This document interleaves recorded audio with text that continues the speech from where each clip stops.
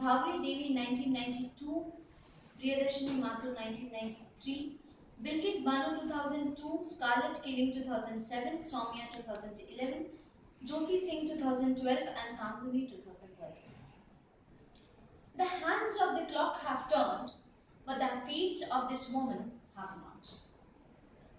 In this context, I would like to ask, how many of you know this lady? Anyone? Okay. How many of you know Nirbhaya? A raise of hands, please. So how do you know her? It must be through some of these headlines or articles, right? Unfortunately, this lady is another Nirbhaya who was a victim of a similar brutal case of rape and assault in an era when newspapers were close to non-existence. Dear Toastmasters and guests, let me introduce you to Miss Aruna Shanbag.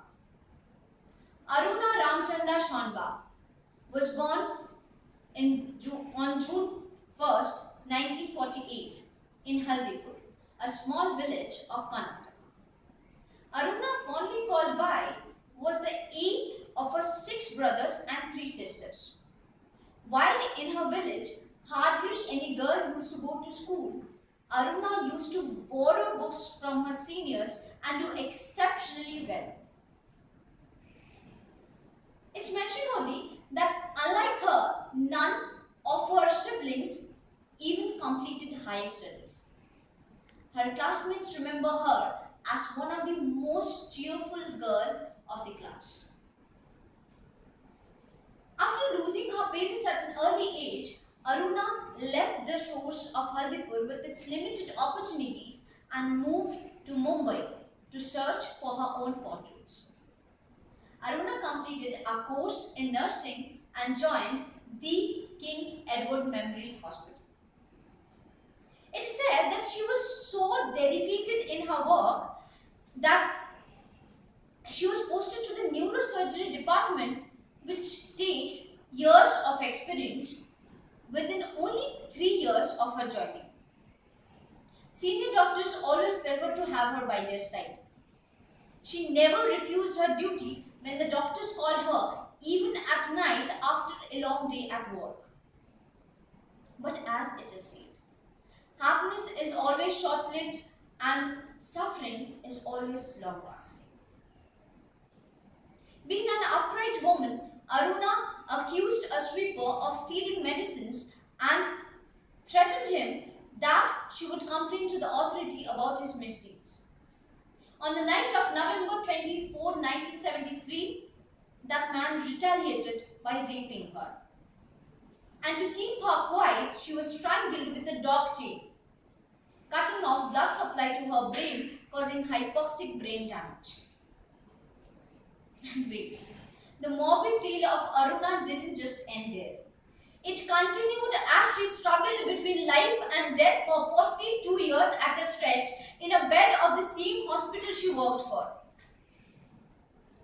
And the irony is, while she waited for 42 years for her ordeal to get over, her assailant, Sohan Lal, was scot-free in 7 years.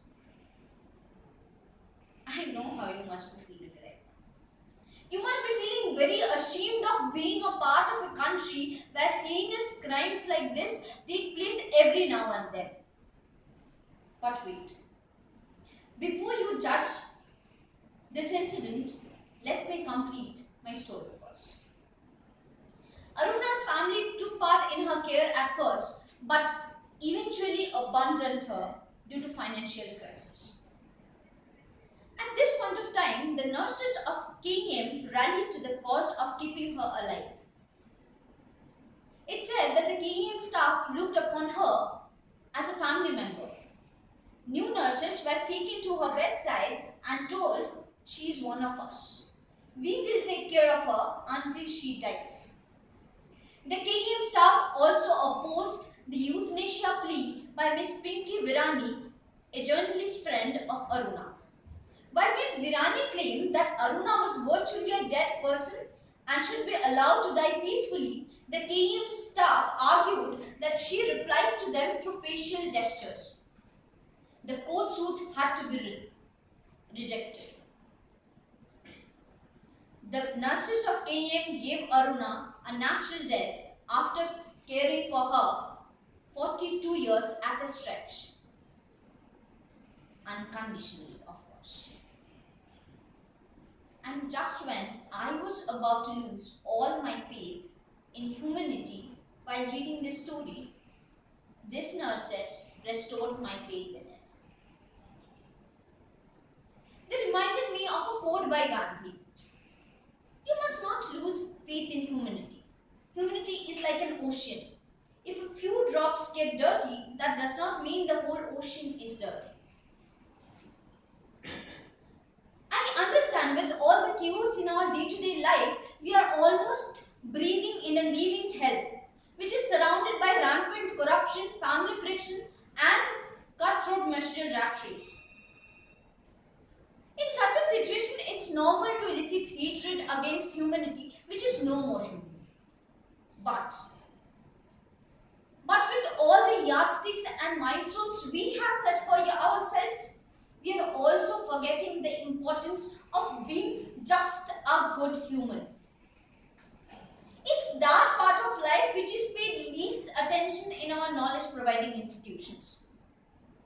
We have long forgotten the value of being a good human being. And so, as today I stand here among you all, I would like to urge each of you to take a step forward and try to be a better human being. Let's intend to give our future generation a better life, a better world where they can only find stories like this.